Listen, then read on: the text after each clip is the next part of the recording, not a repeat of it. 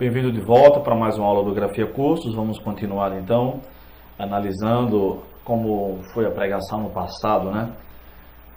De acordo com o que nós temos visto aqui, o modelo predominante no período profético do Antigo Testamento, né, era a palavra vinda diretamente do Senhor, e a expressão "assim diz o Senhor" se repete por várias e várias vezes no Antigo Testamento, né? Acredito que até milhares de vezes mesmo, tá?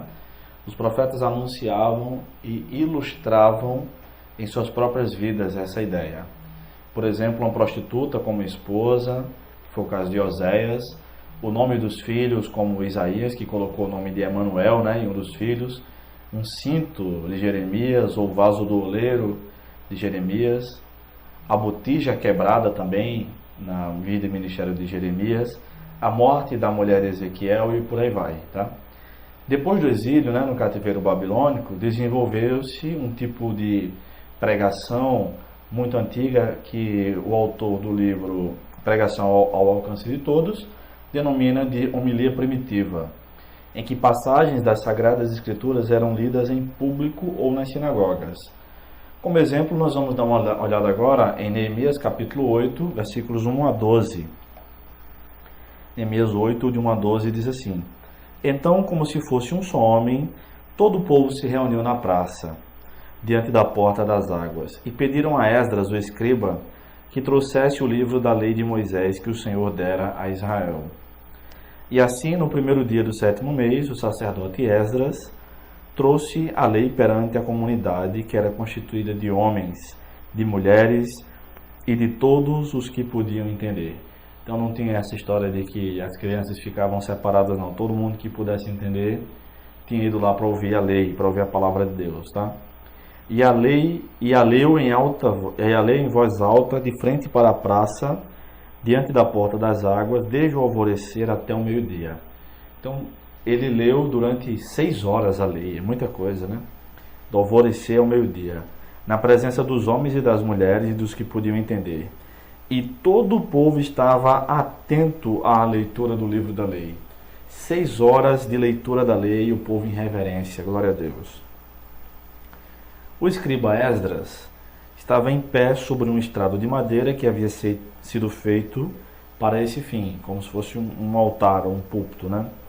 Estavam em pé junto com ele, à sua direita, Matitias, Sema, Anaías, Urias, Ilquias e Maazéias, e à sua esquerda, Pedaías, Misael, Malquias, Azum, Asbadana, Zacarias e Mesulão.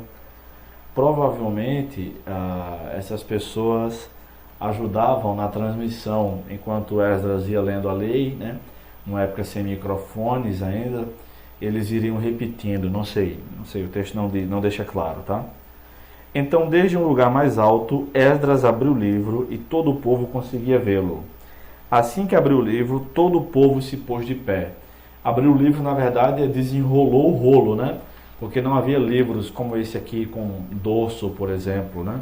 Isso aqui surge finalzinho do século XV para o século XVI apenas.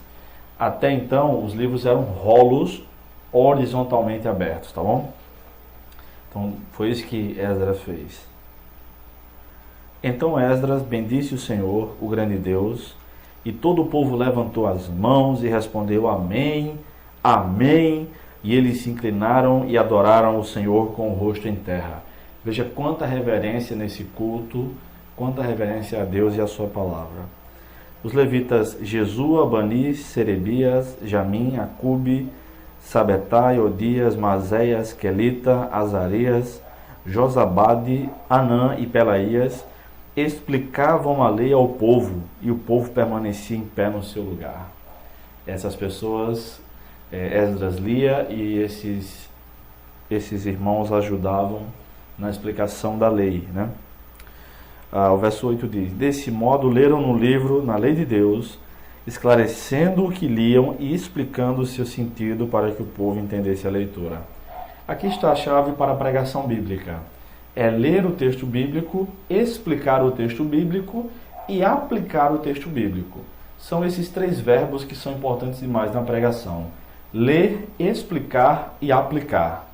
Nós lemos corretamente, comunicando o que está escrito aqui, Vamos explicar o que aconteceu, quais eram as circunstâncias, qual o contexto, o que significam as palavras envolvidas na passagem e aplicar a vida dos ouvintes. Primeiro a nossa própria vida, em seguida a vida dos ouvintes. Quando não há isso, quando não fazemos isso, se deixarmos de fazer qualquer uma dessas três questões, ler, explicar ou aplicar, não houve pregação bíblica conforme a Bíblia nos orienta, tá bom? Verso 9 diz: Então Neemias, o governador, Esdras, sacerdote e escriba, e os levitas que ensinavam o povo, disseram ao povo: Este dia é consagrado ao Senhor vosso Deus. Não vos lamenteis nem choreis, pois todo o povo chorava enquanto ouvia as palavras da lei. Claro, a palavra de Deus emociona mesmo, né? Mas aquele era um dia de festa, era um dia de alegria. E ele lhes disse ainda: Ide, comei e bebei do melhor que tiverdes, e enviai algo aos que não têm nada preparado para si, pois este dia é consagrado ao nosso Senhor. Portanto, não vos entristeçais, pois a alegria do Senhor é a vossa força. Então os levitas acalmaram todo o povo, dizendo: Acalmai-vos, porque este é dia santo, por isso não vos entristeçais. Era um dia para celebração, porque a lei, a palavra de Deus estava de volta ao povo, né? O povo estava de volta à sua terra também. Então todo o povo saiu dali para comer e beber, para enviar algo aos que não haviam preparado nada para si e para comemorar com grande alegria. Mas por que tudo isso aconteceu? Por que essa alegria? Por que esse compartilhamento todo de bens e de felicidade? Por que a contenção do choro? Aí nós entendemos, aqui no finalzinho do versículo 12, por que tudo isso.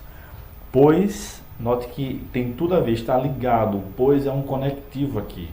O que foi dito até agora está ligado ao que será dito daqui para frente. Pois entenderam as palavras que lhes haviam sido explicadas.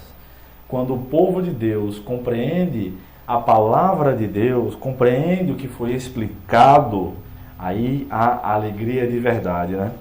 É interessante demais, porque quando Jesus estava pregando para aqueles discípulos no caminho de Emaús, os olhos deles arderam, né?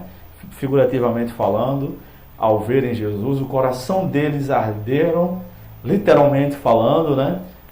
Eles sentiram o coração aquecido enquanto ouviram a palavra de Deus, e quando eles tiveram certeza que era Jesus, os pés deles arderam para comunicar o Evangelho e voltaram de Emaús para Jerusalém, a mais ou menos 11 quilômetros de distância, à noite, numa época sem iluminação e a pé.